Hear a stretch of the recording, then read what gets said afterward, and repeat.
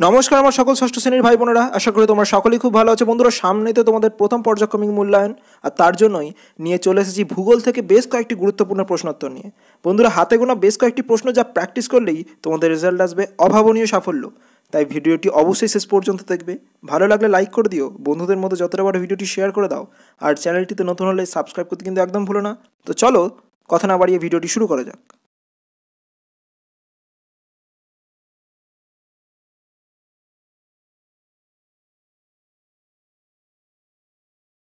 প্রথমে আছি, দেখো, একটি বাক্যে উত্তর দাও যার প্রতিটির মান এক। প্রথম প্রশ্ন, প্রাচীনকালে নাবিকেরা কিসের মাধ্যমে উত্তর দিক নির্ণয় করতেন?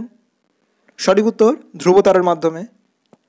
পরের প্রশ্ন, কোন তারার উষ্ণতা ও উজ্জ্বলতা সবচেয়ে বেশি হয়? সঠিক উত্তর সাদা তারা।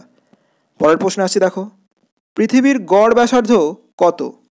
সঠিক উত্তর 6400 কিমি। পরের প্রশ্ন, কোন গ্রহ পূর্ব থেকে পশ্চিমে আবর্তন করে? সঠিক উত্তর শুক্র।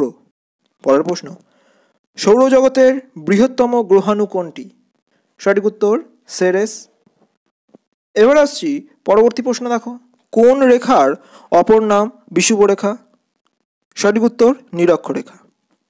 পরের প্রশ্ন, পৃথিবীর অক্ষ তার কক্ষতলের সঙ্গে কত ডিগ্রি কোণে হেলে আছে? সঠিক উত্তর 66.5 ডিগ্রি কোণে। পরের প্রশ্ন, মূল মধ্যরেখার মান কত? সঠিক উত্তর 0 ডিগ্রি।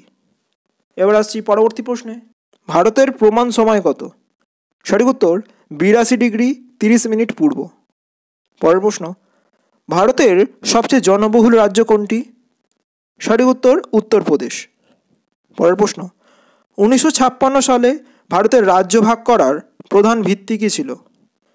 সঠিক উত্তর ভাষা। এবার আসছি পরবর্তী প্রশ্নে, আন্তর্জাতিক তারিখ রেখার মান কত? সঠিক উত্তর 180 ডিগ্রি। পরের প্রশ্ন, অভিকর্ষজ টানের কথা প্রথম কোন বিজ্ঞানী বলেন? সঠিক উত্তর স্যার আইজ্যাক নিউটন। পরের প্রশ্ন, পৃথিবীর আবর্তন বেগ কোথায় সবথেকে বেশি? সঠিক উত্তর নিরক্ষীয় অঞ্চলে, আর সবথেকে কম হলো উভয় মেরু অঞ্চলে। এবার আসছি পরবর্তী প্রশ্নে, ভারতের মূল ভূখণ্ডের দক্ষিণতম বিন্দু কোনটি? সঠিক উত্তর কন্যাকুমারিকা। পরের প্রশ্ন, ভারতের দীর্ঘতম হিমবাহের নাম কি? সঠিক উত্তর সিয়াচেন। পরের প্রশ্ন, ভারতের উচ্চতম পর্বতশৃঙ্গের নাম কি? সঠিক উত্তর গডউইন অস্টিন। এবার আসছি পরবর্তী প্রশ্নে, ভারতের সংবিধান স্বীকৃত ভাষা কয়টি? সঠিক উত্তর 22টি। পরের প্রশ্ন, গঙ্গার দুটি উপনদীর নাম লেখো। সঠিক উত্তর যমুনা ও সোন। পরের প্রশ্ন, তিব্বতে ব্রহ্মপুত্র কী নামে পরিচিত? সঠিক উত্তর সাংপো। এবার আসছি পরবর্তী প্রশ্নে, দুন কাকে বলে? সঠিক উত্তর শিবালিক ও হিমালয়ের মাঝের সংকীর্ণ উপত্যকাকে দুন বলে। পরের প্রশ্ন, পৃথিবীর বৃহত্তম নদীদ্বীপ কোনটি? সঠিক উত্তর ব্রহ্মপুত্র নদের মাজুলি। পরের প্রশ্ন, পশ্চিমঘাট পর্বতের অপর নাম কি? সঠিক উত্তর সহ্যাদ্রি। এবার আসছি পরবর্তী প্রশ্নে, দাক্ষিণাত্য মালভূমির উচ্চতম শৃঙ্গের নাম কি? সঠিক উত্তর আনাইমুদি। পরের প্রশ্ন, সিন্ধুর দুটি উপনদীর নাম লেখো। সঠিক উত্তর চন্দ্রভাগা ও বিতস্তা। পরের প্রশ্ন, দক্ষিণ ভারতের গঙ্গা কাকে বলে? সঠিক উত্তর গোদাবরী। এবার আসছি পরবর্তী প্রশ্নে, মালাবার উপকূলের উপহ্রদগুলিকে কি বলা হয়? সঠিক উত্তর কয়াল।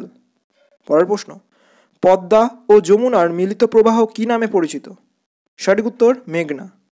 পরের প্রশ্ন, গারো খাসি পাহাড় কোন রাজ্যে অবস্থিত? সঠিক উত্তর মেঘালয় রাজ্যে। এবার আসছি পরবর্তী প্রশ্নে, কোন গ্রহ উত্তর থেকে দক্ষিণে আবর্তিত হয়? সঠিক উত্তর ইউরেনাস। পরের প্রশ্ন, পৃথিবীর সর্বনিম্ন স্থানের নাম কি? সঠিক উত্তর প্রশান্ত মহাসাগরের মারিয়ানা খাত। পরের প্রশ্ন, পৃথিবীর আলোকিত অর্ধাংশ ও অন্ধকার অর্ধাংশের সীমারেখাকে কি বলা হয়? সঠিক উত্তর ছায়াবৃত্ত। এবার আসছি পরবর্তী ভাগে, সংক্ষিপ্ত বাক্যে উত্তর দাও যার প্রতিটির মান 2। প্রথম প্রশ্ন, সৌরঝড় বলতে কি বোঝো? যার সঠিক উত্তর রয়েছে তোমাদের পাঠ্য বইয়ের 5 নম্বর পৃষ্ঠায়। পরের প্রশ্ন, টিকা লেখো মহাবৃত্ত। এর সঠিক উত্তর তোমরা পেয়ে যাবে তোমাদের পাঠ্য বইয়ের 23 নম্বর পৃষ্ঠায়। বন্ধুরা, মহাবৃত্ত কি, এমনকি কোন রেখাকে মহাবৃত্ত বলা হয় সেই সকল বিষয় নিয়ে তোমাদের এর উত্তর লিখতে হবে। আর সৌরঝড় কত বছর অন্তর হয়, এর ফলে কি কি গোলযোগ দেখা দিতে পারে সেই সকল বিষয় নিয়ে সৌরঝড়ের উত্তরটি তোমরা লিখবে। এবার আসছি পরবর্তী প্রশ্নে, দিগন্ত রেখা কাকে বলে? যার সঠিক উত্তর রয়েছে তোমাদের পাঠ্য বইয়ের 17 নম্বর পৃষ্ঠায়। পরের প্রশ্ন, টিকা লেখো উষা ও গোধূলি, অর্থাৎ উষা ও গোধূলি কাকে বলে তা তোমাদের লিখতে হবে। যার সঠিক উত্তর রয়েছে তোমাদের পাঠ্য বইয়ের 26 নম্বর পৃষ্ঠায়। পরের প্রশ্ন, ভারতের যে কোনো 4টি প্রতিবেশী দেশের নাম লেখো। যার সঠিক উত্তর তোমরা পেয়ে যাবে তোমাদের পাঠ্য বইয়ের 67 নম্বর পৃষ্ঠায়। এবার আসছি পরবর্তী প্রশ্নে, ভারতের বৃহত্তম ও ক্ষুদ্রতম রাজ্যের নাম লেখো।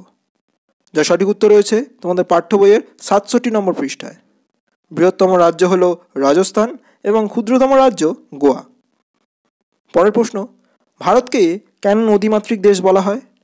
যার সঠিক উত্তর রয়েছে তোমাদের পাঠ্য বইয়ের 74 নম্বর পৃষ্ঠায়। অর্থাৎ ভারতে নদীর গুরুত্ব এতখানি যে তাকে মায়ের সমান তুলনা করা হয়। সেই বিষয় নিয়ে তোমাদের এর উত্তর লিখতে হবে। এবার আসছি পরবর্তী প্রশ্নে, সূর্যের দৈনিক আপাত গতি বলতে কী বোঝো?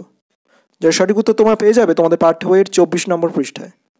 পরের প্রশ্ন, টিকা লেখো আন্তর্জাতিক তারিখ রেখা। এর সঠিক উত্তর রয়েছে তোমাদের পাঠ্য বইয়ের 28 নম্বর পৃষ্ঠায়। এবার আসছি পরবর্তী প্রশ্নে, কোন গ্রহকে কেন লাল গ্রহ বলা হয় তা তোমাদের লিখতে হবে।